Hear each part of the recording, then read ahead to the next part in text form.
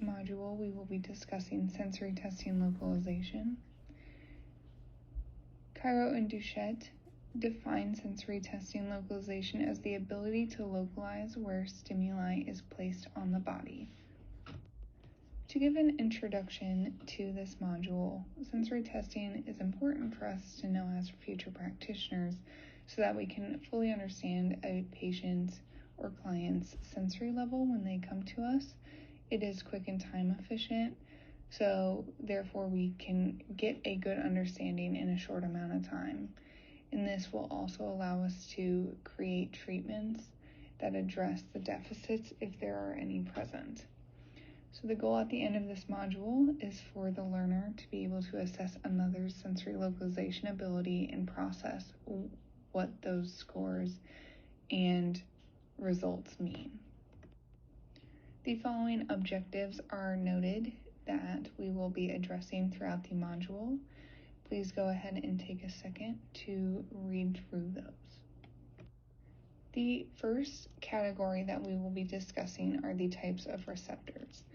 So for the receptors that we are testing in sensory testing localization, we will be testing the exteroreceptors, which are receptors that respond to the external environment. We have other receptors in our bodies that respond to more of the internal parts, but due to applying the stimulus to the skin, we will then be applying that external component.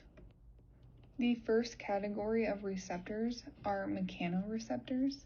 These receptors respond to various different physical stimuli, which include pressure, vibration, touch, and stretch.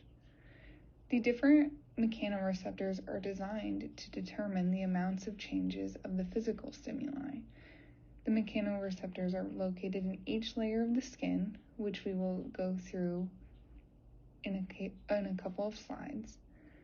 So the first type of mechanoreceptor are known as Pacinian corpuscles. These mechanoreceptors respond to light touch. They are located around the hair follicles so that when our hairs move on our arms or legs, that is the Pacinian corpuscles responding. And they are also respond to vibration, more of that lighter touch or lighter vibration as well. They are located deeper in the dermis, and that is the second layer of skin. Moving on to the myciner corpuscles.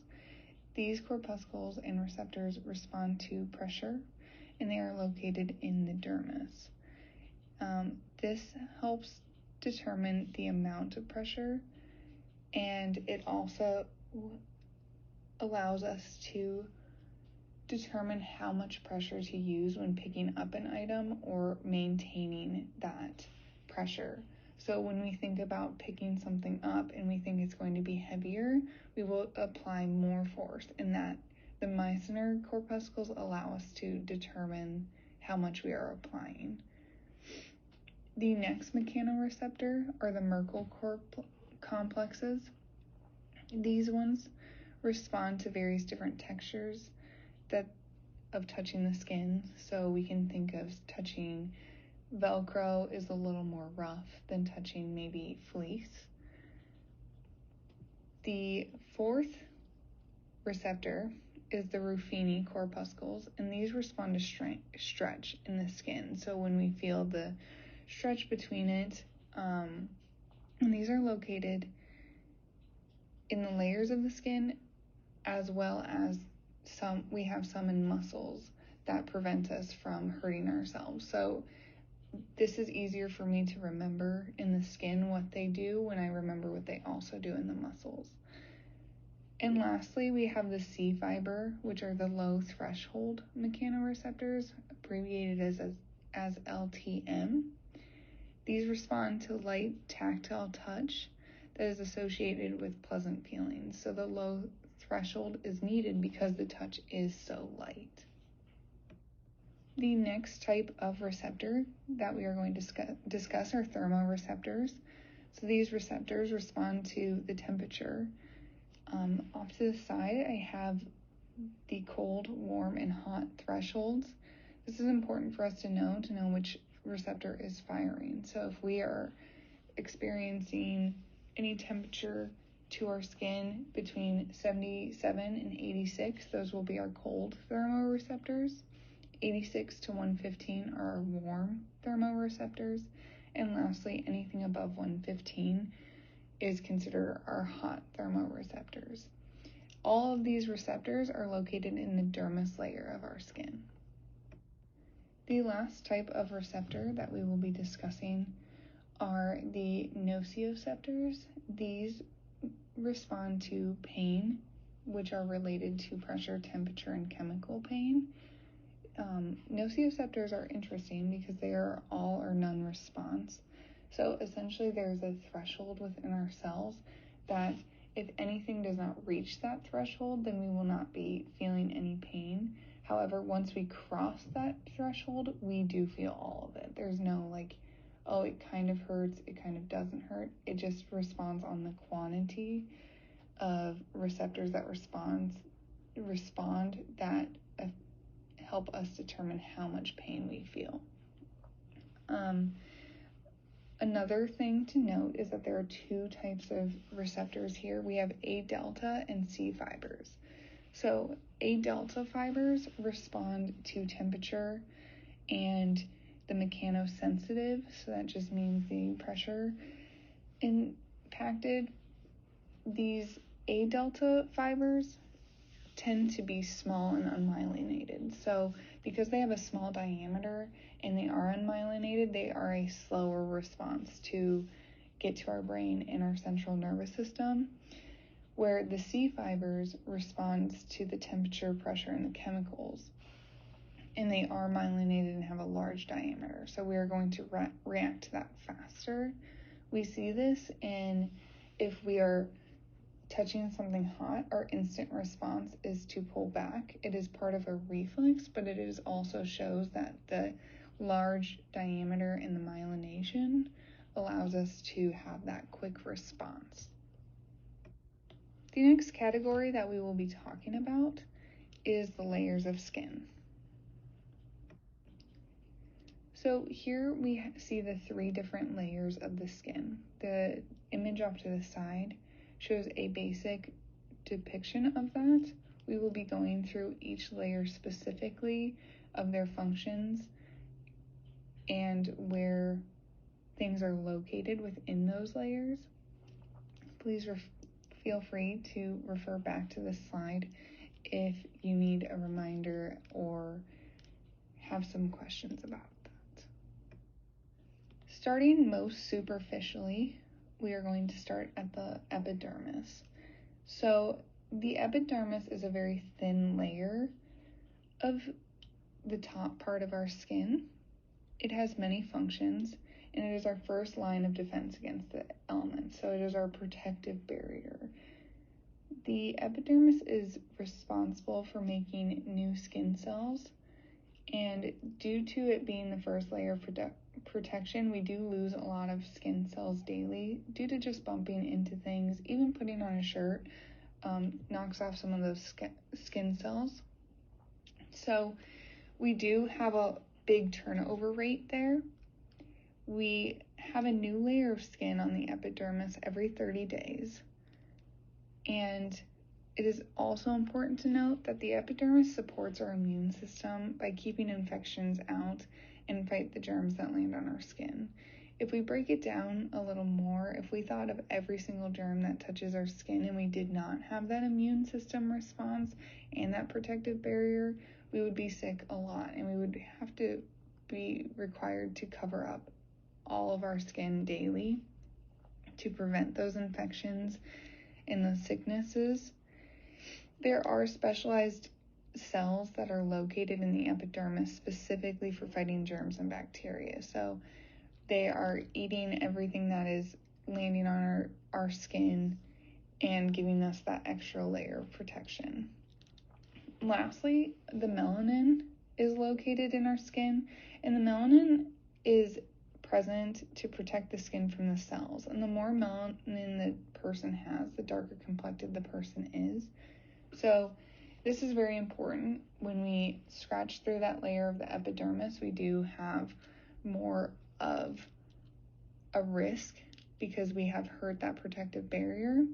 As we saw in the image in the previous slide, the epidermis does not have a lot of blood flow there. So once we see blood flow, we know that we have gotten into the deeper layers of the skin. The second layer of skin is the dermis. This takes up 90% of our total skin depth. As we saw in the image before, the dermis is a lot larger than the dermis, the epidermis, and the hypodermis. So starting at the top circle, we have discussed that it is the thickest layer. It also contains collagen, so this allows our skin to be strong and resilient, not allowing things to just go through our skin and supporting that protective barrier, but it also allows us to be flexible, so that when we are moving around, that our skin is able to move with our bodies.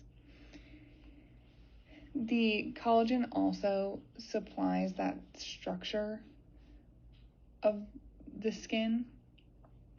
Hair follicles are also located in this layer, which allows us to be very sensitive to that light touch, as we discussed on the mechanoreceptor slide, how those Pacinian corpuscles are located around the hair follicle to sense that light touch. So it makes sense that we would find the mechanoreceptor for light touch in the dermis. Moving on, the nociceptors and thermoreceptors are also located in the dermis.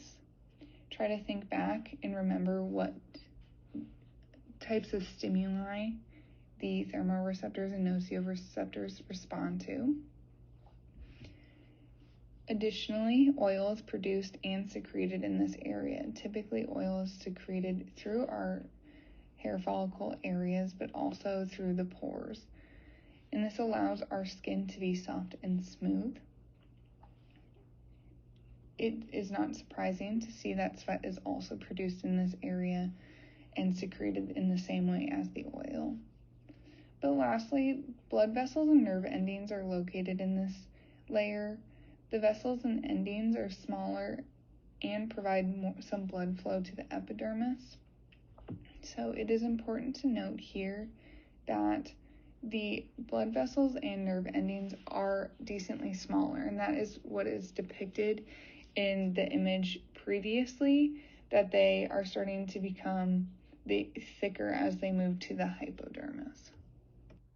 The last layer of skin, the most deep, is the hypodermis. So the hypodermis is a very fatty layer. It cushions the muscle and bone by having that fatty layer present. It is also the location of connective tissue that attaches the skin to the muscle and bone, and that supplies the body with more structure. So our skin is not just gliding over those deeper layers, but it is connected with that connective tissue. As stated before, that the hypodermis has bigger blood vessels and nerves, but continue to supply to the more superficial portions. And lastly, the hypodermis helps regulate our body temperature by keeping heat in and insulating against the cold outer environment. So that is what the fat is there to provide us with. The last area to discuss before moving on to the sensory testing assessment area are dermatomes. So a dermatome is like a map of the human body that shows nerves innervating different parts of the body. This is important for us to know because if we are seeing a deficit in a certain area that is consistent with the dermatome chart, we are able to trace that back to those spinal nerves. I do recommend you looking up a picture of some dermatomes to understand the full capacity of that. It also allows us more information about specific diagnoses, specifically a spinal cord injury. So this allows us to, when we are testing, if we're seeing that consistency, that maybe there's more going on at the spinal cord injury level. So this is where we are going to start discussing the sensory testing portion. We will be discussing the materials, steps, go through several videos, scoring, and a standardized assessment to be used for sensory testing and localization.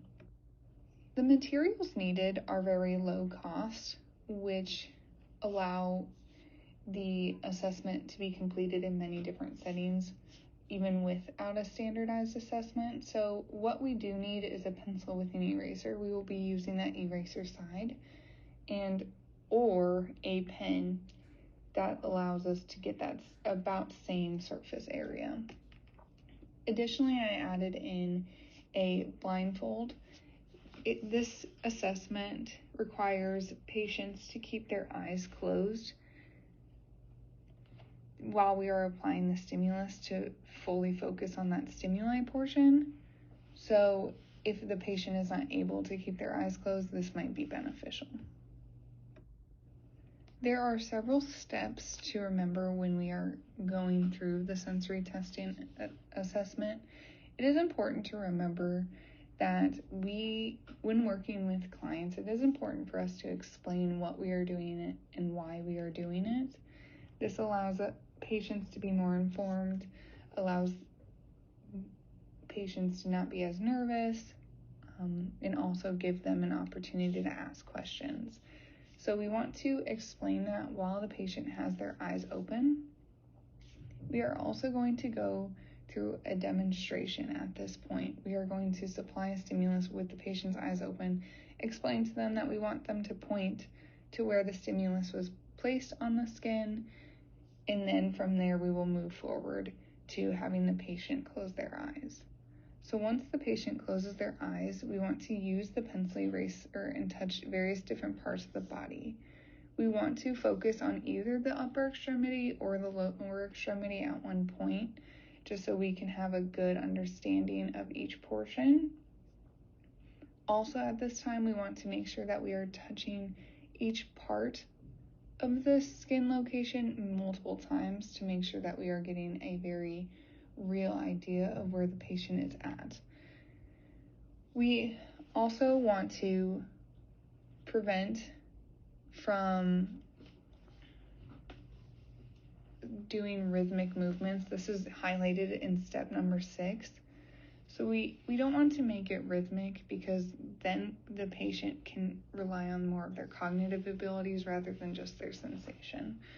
And then once we apply that stimulus, we are going to ask the patient to identify where the pencil eraser was touched. So they will then open their eyes and place their finger or verbalize where they were touched. We prefer the pointing because that gives us a very good idea of where they are at rather than verbalizing the location. So, and we want to closely examine areas of suspected impact. So if we're getting some not as correct responses in different areas, we want to make sure that we are really looking at that whole area to make sure that we are getting a clear picture of the potential deficit. So today we are going to go through a demonstration of sensory testing localization. The materials we'll need are a pencil with an eraser or a pen. We'll use the side that we don't write with. We will be potentially needing a blindfold if your patient is having a difficult time keeping their eyes closed during the time we are applying the stimulus. We want several things we want to keep in mind are that we want to test each area multiple times to make sure that they fully know that area and are receiving that sensation. We are going to be testing both legs in this video, and we want to make sure that when we are applying the stimulus, we are not providing it in a rhythmic way because that incorporates a cognitive piece, and we are trying to just test localization. So if you are doing it every 2 seconds, then the patient might catch on to that and use their cognitive ability and be like, yes, there was a sensation, and point, and that might alter our results. So for starting off on this, we want to make sure that we provide a demonstration to ease the client into the assessment portion. So to start off with that, we will start with, I will give you a demonstration by placing the eraser on some area of your leg. You will point to the area that I touched, okay? All right. All right, moving forward, I'm going to ask that you close your eyes, and I will ask you to open your eyes to point at where your leg was touched, okay? All right. Go ahead and open your eyes.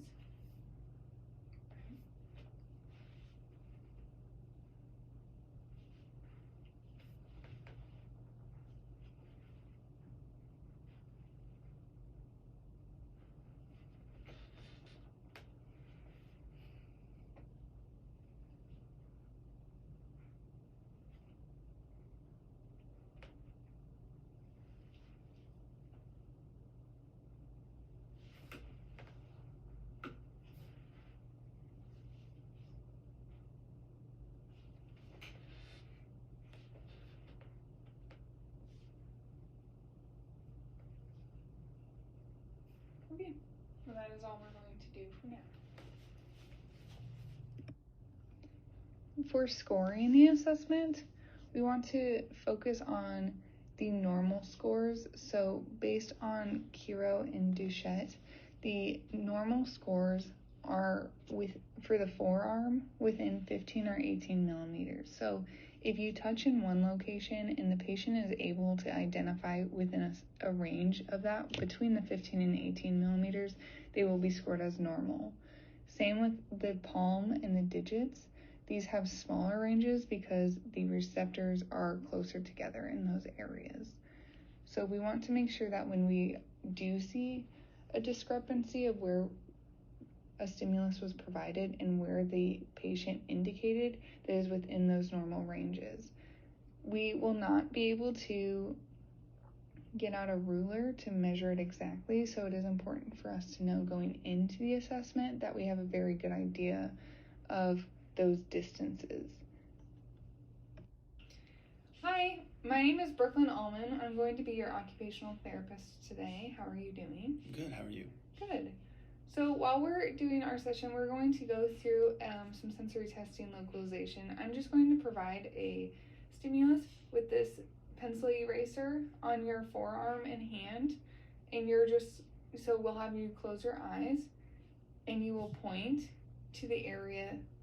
You will then open your eyes and point to the area that I touched with the pencil eraser. Does that sound all right? Mm-hmm. Okay, so for our first one, I'm going to have you keep your eyes open the whole time. So if I touch, excellent. All right, so we're gonna start and have you close your eyes.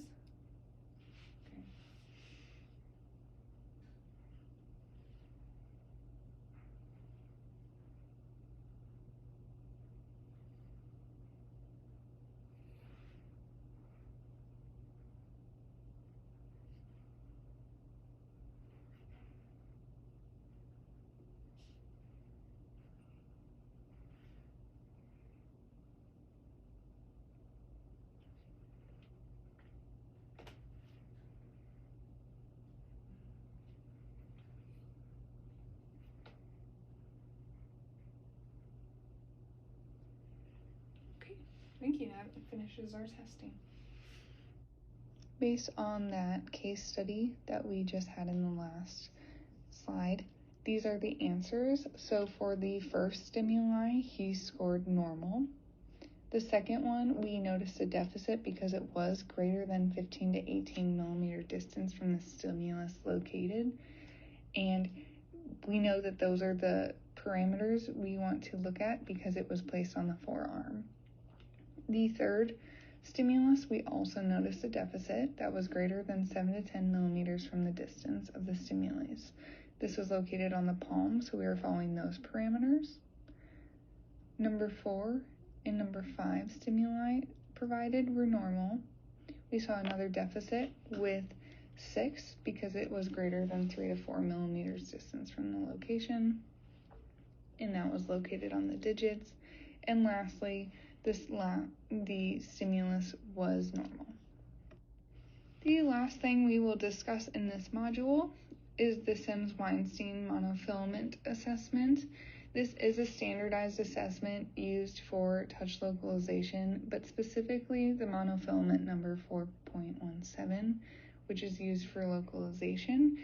The Sims-Weinstein monofilament assessment is an assessment that has various different diameters that we apply stimulus to throughout the upper extremity, and that is documented on a scoring sheet that comes with the assessment. The assessment is available for purchase. However, if the Sims-Weinstein is not available, the alternatives are the pencil eraser or pen, as was seen in the videos. Thank you for watching the module. The link to the assessment will be provided in the next slide. Please take that. And if you have any questions, please feel free to email me.